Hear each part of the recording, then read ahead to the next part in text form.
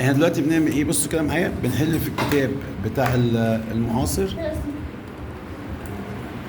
بصوا يا حبايبي كده، نجيب العنوان، بنحل اسسمنت اون يونت 1 فروم سكول بوك. على فكره دي مراجعه لاولى اعدادي يونت 1 بس من كتاب الايه؟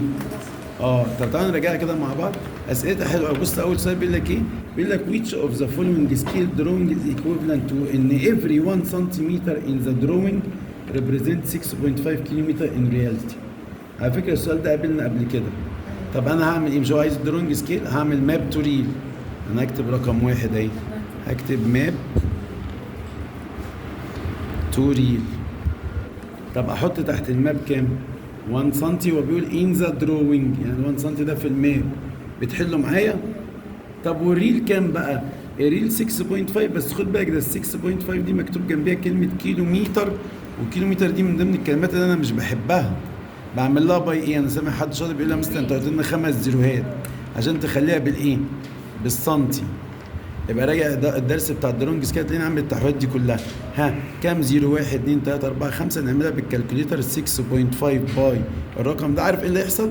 هتطلع 6.5 وجنبيها 4 زيروهات.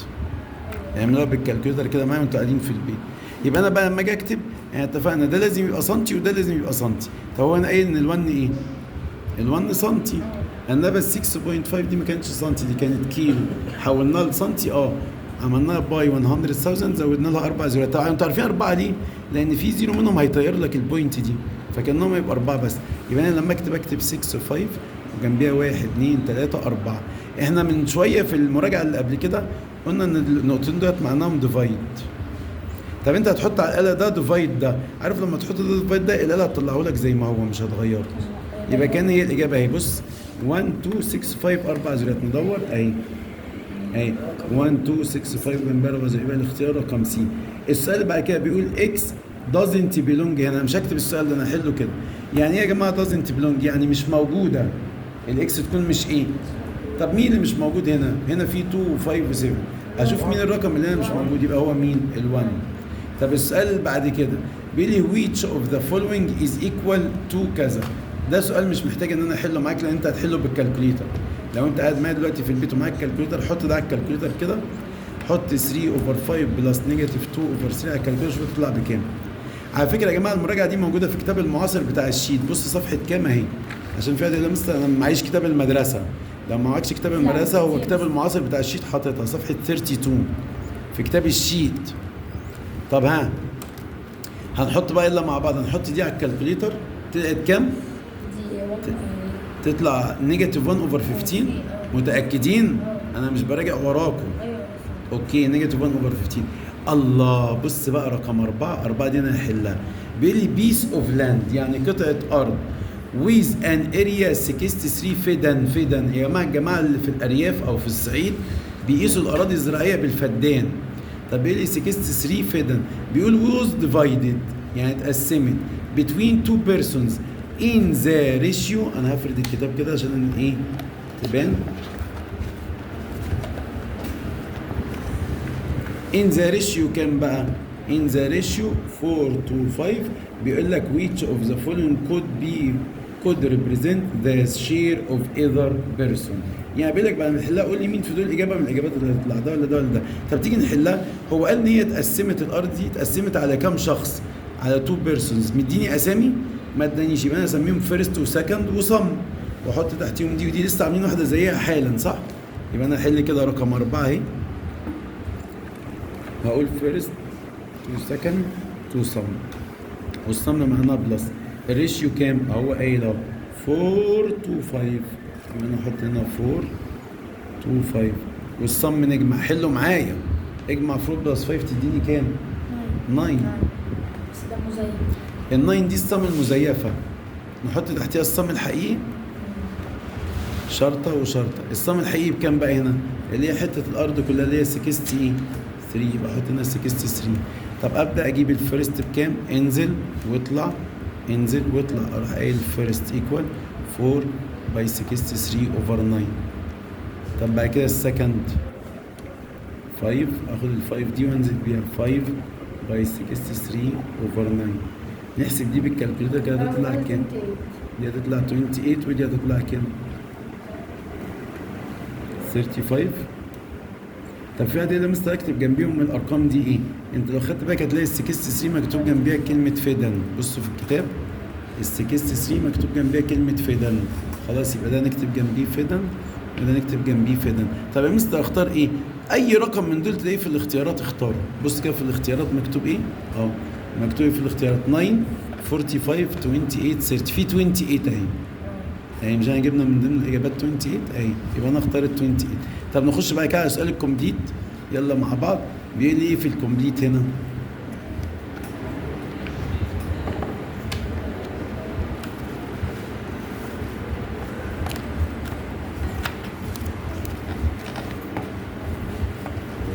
الكومبليت اول واحده بيقول لي اكس اوفر 14 اوفر اكس ايكوال واي اوفر 7. عايز اكس واي. حد عارف الحركه بتاعت ذا برودكت اوف مينز ايكوال ذا برودكت اوف اكس 3؟ هو بيقول لي 14 اوفر اكس ايكوال واي اوفر 7. لما اضرب ده في ده يطلع زي ده في ده. اضرب الاكس في الواي تطلع اكس واي.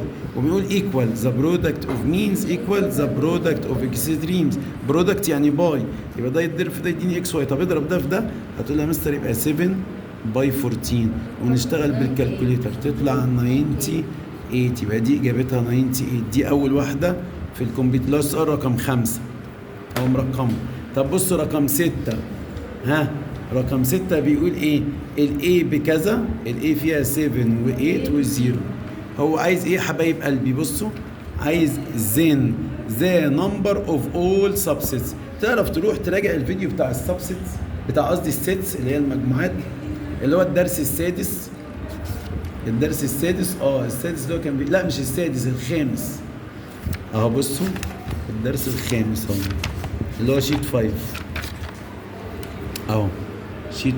شيت 5 اللي هو بتاع السيتس. انا عامل له فيديو اللي هو الفيديو الخامس. روح اتفرج على الفيديو الخامس كان فيه سؤال عن السبسيتس بصوا اللي هي 6 و8 كان عندها كام سبسيت. وبصوا كان في الشيت اللي بعديه برضه سؤال كان بيقول لي هنا ايه في اخر السؤال؟ بيقول 2 و7 و9. عايز ايه؟ اكتب رايت اول سبسيتس وهات ستيت زير نمبر عددهم. طب تيجي نفتكر كده افكرك. كنا بيقول لو هي فيها اليمنت واحد زي 7 بتطلع كام سبسيت؟ 2 سبسيتس. كويس فاكرين اهو. طب لو الست فيها 2 اليمنتس زي 6 و8 بتطلع 4 سبسيتس. طب لو فيها 3 elements ده 1 element دول 2. طب ولو فيها 3 elements ايوه يبقى دي اجابتها هتبقى 8 subsets. هتقول طب يا مستر انا عايز اعرف هجيبهم ايه. طب هو في السؤال عايز ايه؟ عايز نكتبهم ولا اعدهم؟ بصوا في السؤال بيقول ايه؟ بيقول A equal كذا then the number of all subset. يبقى هنا الاجابه هتبقى 8 لان هي فيها 3 elements. طب لو حبينا ان احنا نكتبهم تيجوا نكتبهم تحت هنا. اكتبهم لك بس انا اكتبهم في الكراسه. عارفين بنكتبهم ازاي؟ بنكتب ال7 لوحدها وال8 لوحدها وال0 لوحده. انا كده كتبت 3. يا مستر انت بتقول 8 ازاي؟ هقول لك اصبر.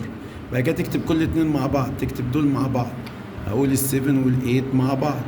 بعد كده ال8 وال0 مع بعض. بعد كده ال7 وال0 مع بعض. طب انت كتبت ايه؟ دول 3 ودول 3 يبقى كده 6. طب في يا مستر انت قلت 8 دي ما هو لسه بقى هكتبها كلها على بعضها اللي هي ال7 وال8 وال0 كلها وبقول الفاي دي اساسيه فيهم كلهم. فلما تعدهم هتلاقيهم ايه؟ ال7 لوحدها وال8 لوحدها وال0 لوحدها كده 1 2 3. اللي فيهم اليمنت 1 3 واللي فيهم 2 اليمنت 3 برضه. طب يبقى 3 و3 6 7 8 يبقى هم 8 سبسيتس. طيب نجيب صفحه جديده. هشام بيقول لي هشام بيكد 100 ايه؟ cardboard boxes in 2.5 hours. بيقول لك it would take هشام نقط hours to bake 160 boxes. انا سامع طالب بيقول لي يا مستر ده دي المساله الخبيثه. برافو دي الخبيثه. بعرفها ازاي؟ بيبقى فيها 3 ارقام. بصوا وريني القلم الرصاص. هتحط خط تحت 100 cardboard boxes. ادي اول رقم. طب وفي هنا رقم اسمه 2.5 اور وفي الاخر اور تاني اهي عايزها وهو مديني في الاخر 160 بوكسز. يبقى في كام رقم؟ 1 2 3. يبقى دي اسمها المساله الخبيثه. طب يا مستر بتحل ازاي؟ واللي قلت عليها خبيثه هقول لك. انا بعملها زي ماب تو ريل. زي كلمه مساله ماب تو ريد، بس بحط هنا كلمه كارد بورد 2 اور. بس خد بالك انت لو قلت كارد بورد 2 اور، انا ملاحظ هنا كارد بورد 2 اور، بس هنا قال على الرقم الثاني ده ايه؟ ما قالش كارد بورد، قال بوكسز. طب ما ده كارد بورد بوكسز، يبقى نكتب بوكسز احسن. يبقى انا لما اجي احل رقم 7 اهي بصوا هقول ايه بقى يا جماعه؟ كارد بورد بوكسز صح؟ يبقى هنا مكتوب بوكسز وهنا اور، يبقى اقول ايه؟ ممكن تختصرها بوكسز 2 ايه؟ اور، اللي هي ماب تو ريل، زي طريقه ماب تو ريل، اسمها المساله الخبيثه اهي. المساله انا مسميها الخبيثه. هتقول لنا مستر بنعرفها ازاي؟ بيكون فيها 3 ارقام. ها هنحط تحت بوكسز ايه؟ بص ال100 دي مكتوب جنبيها كارد بورد بوكسز صح؟ يبقى ال100 دي تحط تحت كلمه ايه؟ بوكسز، يبقى احط هنا ال100 تحت بوكسز. طب وهنا مكتوب ايه؟ 2.5 اور، يبقى 2.5 تتحط في عمود الايه؟ الاور. طب بعد كده بيقول لي 160 بوكسز، يبقى ال 160 دي في عمود البوكسز، يعني هنا ولا هنا؟ في البوكسز هنا 160. واحط نقطتين. هو عايز بقى الاورز ايه؟ حتى بص في المساله عايز ايه؟ it would take نقط اورز، يبقى عايز الاورز صح؟ طب نعمل ايه بقى يا شباب؟ اجر خط كده واعمل مقص. طب انت عايز تجيب دي اسمها اور صح؟ يبقى اقول له اور ايكوال واعمل مقص. مين الطبق الكامل ده ولا ده؟ دول اللي كاملين، يبقى اعمل ده باي ده وبعدين ديفايد ده، يعني اقول 2.5 باي 160 ده باي ده وبعدين اقول اوفر كام؟ 100 ونحسبها بالكالكوليتر. تيجي نحسب دي بالكالكوليتر. هنحسب دي بالكالكوليتر يا جماعه تطلع في الاخر 4. طب اكتب جنب الفور ايه؟ مش دي اور؟ المساله الخبيثه فيها ميزه ان الكلمه اللي في الاول هي نفسها الكلمه اللي فين؟ في الهيبه دي اجابتها 4 اور. طب اعيدها تاني بسرعه. انت بتكتب بوكس واور وتشوف كل رقم. بصوا ال100 دي مكتوب جنبيها بوكس يبقى تتحط في عمود البوكس. طب وال 2.5 اور يبقى تتحط في عمود الاور. طب وال 160 مكتوب بوكس يبقى دي في عمود البوكس، وهتلاقي عمود الاور فاضي بتعمل مقص. طب نخش على المساله رقم 8. تعال نقرا كده رقم 8 مع بعض. بصوا بقى يا جماعه رقم 8 دي انا عايز اعلمك حاجه قبل ما تحلها. افرض انا دخلت محل، بصوا افرض انا بص انا عايز اعلمك معلومه جامده جدا اول مره اتكلم عليها. افرض انا دخلت محل لقيت المحل دوت عامل لي تخفيض مثلا 15%. طب انا هشتري تيشيرت ب 300 جنيه، هشتري تيشيرت بكام؟ طب هو عامل تخفيض 15%، يبقى كده هيخصم لي كام؟ انتوا عارفين 15% يعني كل 100 يخصم منهم 15. طب هو التيشيرت ب 300 يبقى يخصم 15 و15 و15 ثلاث مرات. ما هي كل 100 يخصم عليها 15 يبقى 40 ايه؟ طب عارف بقى السؤال يجي ازاي؟ يقول لك 15% of 300 ايكوال كام؟ سؤال جميل قوي. عارف دي نحسبها ازاي؟ اما يقول لي 15% of 300 انا عارف ان اوف يعني ايه؟ طب معانا الآلة، همسك الكالكوليتر كده. بص اهي اي كالكوليتر هتقابلني. هعمل ايه على الكالكوليتر؟ هعمل ده باي ده. طب بص بعملها ازاي؟ بكتب ال 15 اهي. يعني عايزين نحاول نجيب السؤال مع الكالكوليتر. هكتب على الكالكوليتر ايه؟ 15 اهي. بص يا جماعه ادي 1 و5. طب يا مستر نعمل ازاي علامه البرسنت؟ بتدوس شيفت وبعدين تدوس على القوس ده. الزرار ده مكتوب القوس ده ومكتوب عليه فوق علامه برسنت اهو. ظهر لك برسنت وبعد كده اروح قايل باي كام؟ 300. بعدين تروح دايس ايكوال طلعت 40 ايه؟ شايفينها طلعت 40 ايه؟ 45. اوكي يبقى نكتب 40 ايه؟ طب بصوا بقى يا حبايبي انت عرفت ازاي تجيب ده؟ طب خد السؤال ده بص 15% of نقط equal 45. ايه ده؟ انت عايز تجيب ده؟ طب اجيب ده ازاي؟ هتمشي كده يبقى ديفايد. هتعمل ديفايد. عارف هتعمل ايه؟ ده ديفايد ده ديفايد ده. طب ازاي اعملها بالكالكوليتر؟ اهي ادي الكالكوليتر. هكتب على الكالكوليتر ايه؟ 45 وبعدين اقول ديفايد 15%. ادي 15 وادي شيفت قوس عشان يعمل برسنت. هتدوس ايكوال. الله اكبر ظهرت ال 300. حسبتوها معايا؟ يبقى انا عملت ده. نرجع كده للكراسه. عملت ده ديفايد ده ديفايد ده. عملت 40 اهي عم اكتبها لك. هعمل 45 ديفايدد 15%. بمشي كده تطلع كام؟ 300. ايه ده يا مستر ده الرقم طلع 300. طب بص اخطر بقى واحده فيهم. يبقى دي فكره ودي فكره. بص بقى الفكره الثالثه دي بقى اللي جامده قوي. لو قال لي نقط percent of 300 equal 45، اقول له الله يسامحك يا مستر نبيل، انا علمتك ازاي تجيب. بص هنا علمتك ازاي تجيب اخر واحد ده. بتعمل ده باي ايه؟ بتمشي كده يبقى ده باي ده. طب لو عايز ترجع عشان تجيب ده يبقى ده ديفايد ايه؟ طب يا مستر عايز اجيب ده هترجع برضه، يعني هنعمل ديفايد. بس خد بالك انت هتعمل ده ديفايد ده، يعني هتعمل 45 ديفايدد ايه؟ 300. انا سامع حد من الطلبه بيقول لي يا مستر انا عملتها وما طلعتش. بصوا اهي هنعمل 45 ديفايدد 300 هتطلع كام؟ ايه ده يا مستر ده؟ طب يا مستر انا هدوس على الاس دي، ايه ده؟ ده 0.15 يا مستر، مش المفروض تطلع 15؟ بص يا جماعه انا كنت بقول لك ايه؟ انا كنت بقول لك انت لما تعمل ده ديفايد ده يديك رقم صح؟ طب انت ملاحظ ان الرقم ده عايزه بالايه؟ بالبرسنت. طب يا جماعه عشان تظهر البرسنت دي كنا بنقول ايه؟ طالما ضربت في 100 حط علامه في المية. طب هو حط علامه في المية، يبقى ما كان الاجابه دي استنى بقى لا ما تكتبش ايكوال. انت عايز تحط علامه في 100 يبقى اضرب في ايه؟ في 100. يبقى خليها خطوه واحده بالاله، يبقى تعمل ده ديفايد ده وتضرب في 100 ليه؟ عشان احط علامه في المية اللي هي جنب دي. يبقى انا هعيدها تاني اقول ايه؟ 45 ديفايدد 300 واروح بالمره بقى اضرب في ايه؟ طب انت بتضرب في 100 ليه يا مستر؟ عشان احط علامه في المية تطلع اهي 15. يبقى ده يطلع هنا ايه؟ 15. تمام؟ كلنا فهمناها بالاله؟ انت بتشرح كل ده ليه يا مستر؟ انا علمتك ازاي تجيب اخر واحد صح؟ تعمل ده باي ده. طب ازاي اجيب اللي في النص ده؟ اعمل ده ديفايد ده. بس خد بالك لما باجي اعمل، بصوا لما باجي اعمل ده باي ده بحط علامه البرسنت على الاله. طب لما اجي اعمل ده ديفايد ده برضو بحط البرسنت على الاله. طب هنا لما احب اجيب ده هعمل ده ديفايد ده بس مش هحط البرسنت، هعمل بدلها ان انا هضرب في 100. هضرب في ايه؟ في 100. هتطلع كام؟ هتطلع 15. اوكي وهو كده كده حاطط البرسنت. طب يا مستر انت ليه قلت لنا القصه دي؟ علشان المساله دي يا جماعه رقم 8. تيجوا نبص على رقم 8 حبايب قلبي. بصوا كده معايا في رقم 8 بيقول ايه؟ بيقول لك اف الرقم ده تورستز، يعني ده عدد السياح، ده عدد الايه؟ السياح. تورستز يعني السياح. بيقول لي ريبريزنت يا جماعه، ريبريزنت يعني ايكوال. كل يحط خط تحت ريبريزنت ويكتب لي فيها ايكوال. طب ايكوال ايه يا جماعه؟ 12% of a tourist group. ايه ده؟ ايه ده؟ بيقول لي الرقم ده مش السياح كلهم، ده بيقول لي العدد دوت من السياح.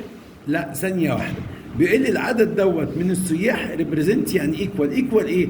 مش ايكوال الجروب كله، ده يعتبر 12% من الجروب. هو بقى بص بيقول لك ايه؟ then the number of tourists in the group. عايز الجروب كله. انتوا عارفين دي تبع انهي واحده؟ لما نبص تبع دي، لما اقول لك كذا برسنت من كذا بيساوي كذا تعرف تجيب ده. طب تيجوا نكون بقى المساله. انا هكون لك المساله كانه بالبلدي كده. بيقول لي ايه؟ ان 12% اوف الجروب كله بيساوي اللي هي ريبريزنت، بيساوي دي اللي هي ايه؟ بيساوي ايه بقى؟ 13500. تعال نقرا المساله كده تاني اهو. هو بيقول لي ال 13500 ده كان ريبريزنت يعني ايكوال. ايكوال ايه؟ 12% اوف جروب. 12. انا على فكره ما الفتش حاجه. بص اهي 12% اوف ايه؟ بص يا بابا 12% اوف جروب اهي. بص هنا انا كاتب اهو ايه؟ 12% اوف جروب. وقلنا ريبريزنت يعني ايه؟ ايكوال اهي. بص ريبريزنت دي رحت كاتبها ايكوال. طب ايكوال كام؟ 13500 اهي 13500. لسه مستر نبيل معلمني ازاي اجيب اللي في النص ده. اعمل ده ديفايد ايه؟ يعني لما نحلها نقول 13500 ديفايدد 12%. ولازم طبعا اعملها بالاله احط البرسنت على الاله. هنحطها هتطلع 112500. يبقى ده عدد السياح كلهم. ده الجروب كله اللي كان هنا، اللي كان 12% منهم بيديني الرقم ايه؟ ده. طب كده خلصنا رقم 8. نخش على رقم 9 ورقم 10. احنا قربنا نخلص اهو. احنا ما زلنا في الصفحه. هناخد رقم 9 يا جماعه. تعالوا نقرا رقم 9 كده. بيقول ايه؟ رقم 9 اهي. بيقول لي الاي فيها كذا والبي فيها كذا وعايز A يونيون بي وA انترسكشن بي. انا سامع واحد بيقول لي يا مستر يونيون دي هنكتب فيها كلمه كله. اكتب فيها كلمة كله، وانترسكشن معناها المشترك، اكتب هنا المشترك، شطار. يبقى دي معناها كله ودي معناها المشترك. طب يا مستر تيجي نحل، انا هحل على طول، مش انت عايز A يونيون B اهي A ايكوال وافتح بريز A يونيون B، دي معناها كله. طب تيجي نكتب كله، تعال نبص هنا، هي الايه فيها ايه؟ 1 5 3 7، اكتبهم يا عم كلهم. ايه ده يا مستر كده؟ 1 5 3 7، يبقى انا كتبت دول كلهم. طب هتيجي بقى وانت بتكتب البي اكتبها بس راعي انك ما تعيدش حاجه مرتين، يعني مثلا عايز تكتب 1، طب ما ال1 اتكتب قبل كده، هتقول خلاص مش هكتبه. طب ال2 انت عارف مين اللي مش هيتكتب؟ ال1 ومين؟ ال1 وال5 لان هم موجودين قبل كده، يبقى انت تكتب ال2 وال9 بس، يبقى زود هنا ال2 وال9، يبقى انا كده خلصت. يعني مثلا انت ما جابتش ليه ال1 وال5؟ عشان ال1 وال5 كانوا مكتوبين قبل كده واحنا بنكتب ارقام الاي. طب عايز ايه؟ A انترسكشن بي، انا سامع واحد بيقول مثلا انترسكشن دي يعني المشترك، اقول له جدع. مين المشترك ما بينهم هما الاثنين؟ اكيد ما احنا شفنا هنا في 1 و5 وهنا في 1 وايه؟ 1 و5، حتى احنا ما رضناش نعيد 1 و5 مرتين، يبقى هي المشتركه ال1 والايه؟ وال5. طب انا سامع واحد بيقول لي مستر ما ترسم لنا رسمه فين؟ حاضر، تيجي نرسم رسمه فين زي ما عملنا قبل كده.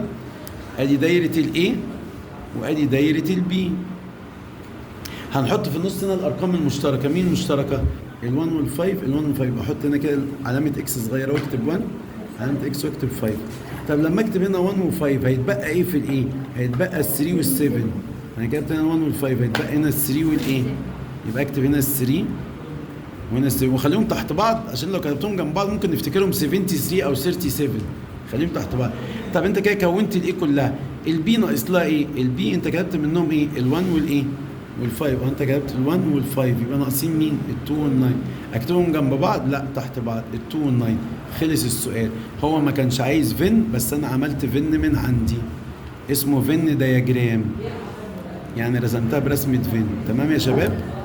طب يلا نخش على السؤال اللي بعديه. السؤال اللي بعديه جميل قوي. حد بيقول لي يا مستر ده عايز برسنتج اوف علاء بروفيت. انت قلت لنا لما نسمع كلمه برسنتج بروفيت او ريت بروفيت، فاكرين؟ يبقى دي مسألة السهم.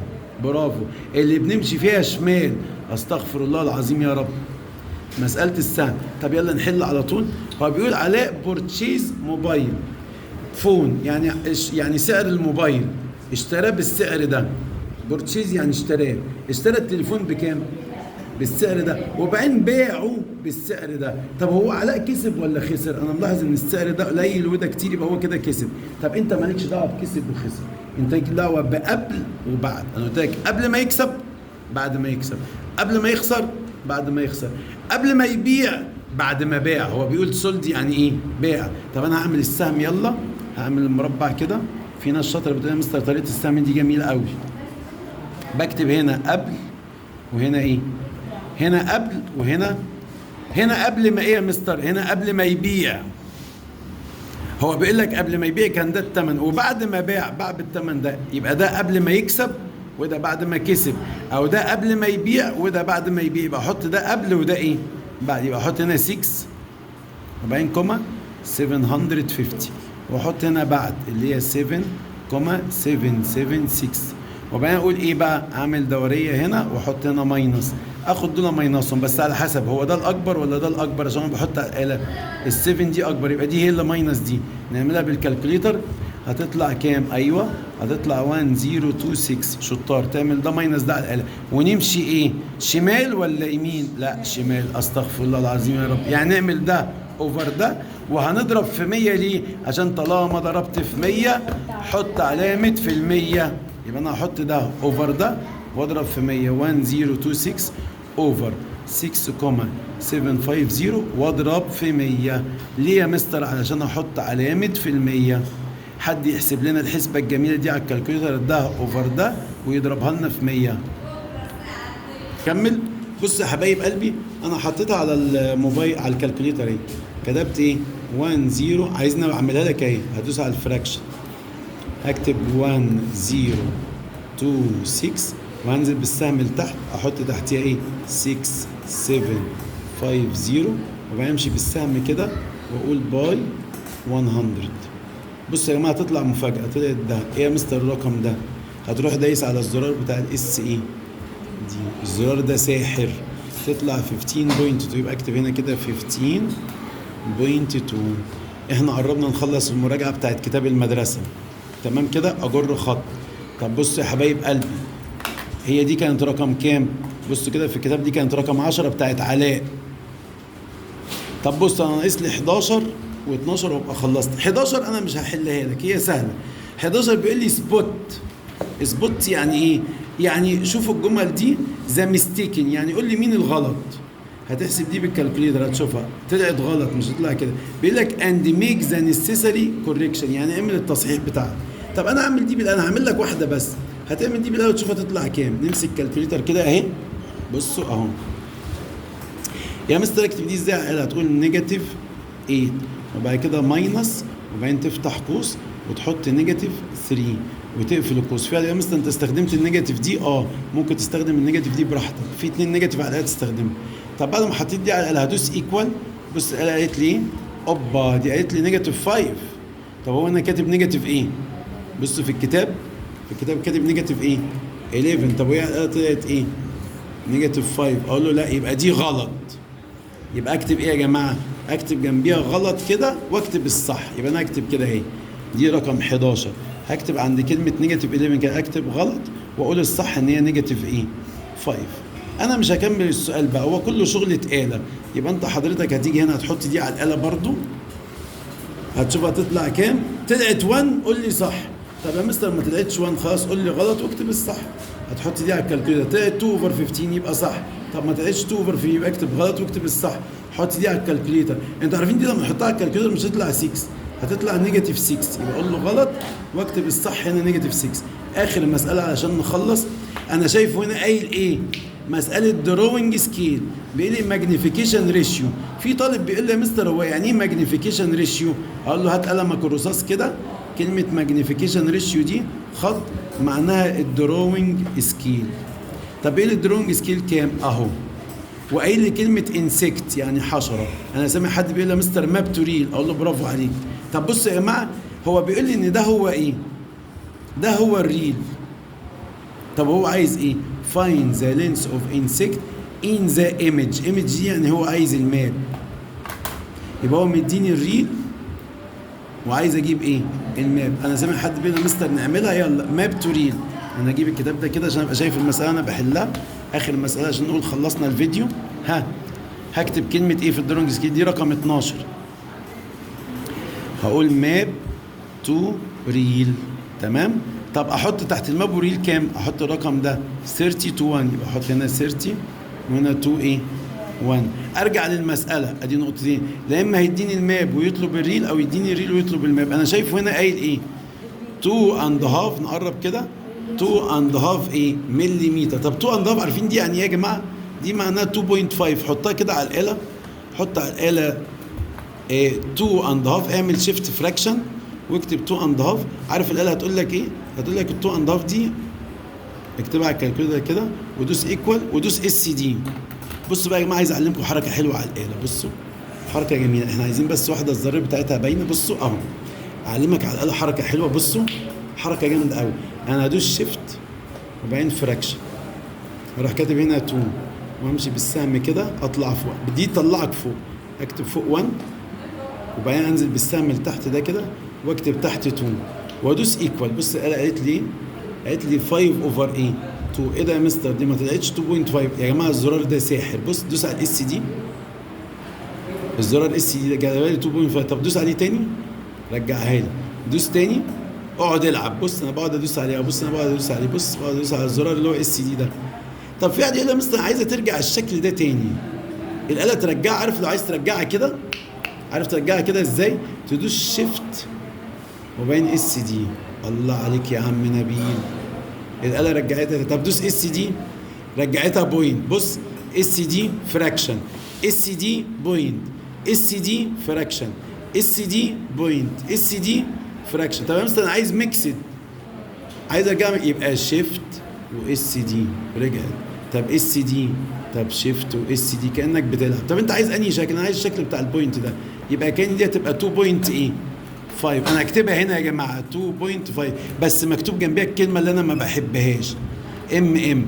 انا سامع واحد بيغني الاغنيه بيقول لي طالما شفت ام اقسم ديفايدد 10. لو شفت ام اعمل ديفايدد 10. لو شفت ام اعمل ديفايدد عشان تخليها بالايه؟ بالسنتي. خد بالك الرقم ده بتاع ايه؟ وقايل قبليه كلمه ريل، يعني الرقم دوت بتاع مين يا شباب؟ ده بتاع الريل، يعني ده يتحط تحت ريل بس مش هحطه كده. امسك الاله، احنا طلعناها 2.5 اهي، اقول بقى ايه؟ اعمل لها ديفايدد ايه؟ 10 عشان احولها لسنتي. ايه ده يا مستر؟ طلعت 1/4 عادي بقى، ما انت عرفت كلمه السر. دوس على الاس دي اهي تطلع 0.25. انا لما اكتبها دي هتبقى 0.25 وجنبيها كلمه سنتي، انا عايزها بالسنتي. احط ال 0.25 دي تحت ايه؟ مش ده كان الريل وهو عايز مين؟ الايمج دي اللي هي الماب، يبقى احط ده تحت ريل بس احط الرقم بالسنتي، يبقى احط هنا 0.25. اجر خط واحط هنا شرطه، اقول له بقى الماب ايكوال، اعمل مقص، اقول 30 باي 0.25 واقول تحتيها اوفر 1 ايكوال. نحسب الحسبه دي بالكالكوليتر اهي. اقول ايه؟ اقول 30، ادوس فراكشن الاول وادوس ايه؟ 30 باي 0.25 واقول تحتيها ديفايدد ايه؟ 1. الاله هتقول لي كام يا باشا؟ ايه ده؟ ايه ده؟ ما تقوليش ايه ده، اس دي على طول 7.5. يبقى انا هكتب هنا 7.5. انا هسأل سؤال بقى، ال 7.5 دي نكتب جنبيها ايه يا شباب؟ مش ده سنتي؟ مش ده دخل بالسنتي؟ يبقى اللي طلع هنا بالايه؟ طب بصوا بقى يا جماعه كده، هو طالب ايه؟ هو طالب find the length of the insect اللي هي الحشره يعني in the image in سنتي. طب ما انت جبتها سنتي. ثانك يو، انتظرني في الفيديو الجاي يا سنه اولى. مراجعه جميله على يونت 1 من كتاب المدرسه وموجوده في كتاب المعاصر الشيت صفحه 32 اللي هي الصفحه دي. لو انت عايز تاخد لها لقطه سكرين شوت اهي.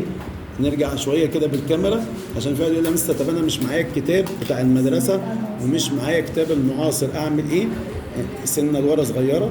ممكن نعمل لها يا جماعه كده سكرين شوت بالموبايل بتاعك اهي، اعمل لها سكرين شوت واطبعها لو هي مش معاك. وانتظروني في الفيديو الجاي ان شاء الله. كل سنه وانتم طيبين. ثانك يو. انت اكيد تعبتي. 32